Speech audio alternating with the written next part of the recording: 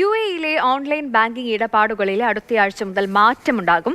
SMS വഴിയോ ഇമെയിലായോ OTP number ലഭിക്കില്ല എന്ന് വിവിധ ബാങ്കുകൾ അറിയിച്ചു. ബാങ്കുകളുടെ മൊബൈൽ ആപ്പുകൾ ഉപയോഗിച്ച് ഇടപാടുകൾ പൂർത്തിയാക്കേണ്ടി വരും.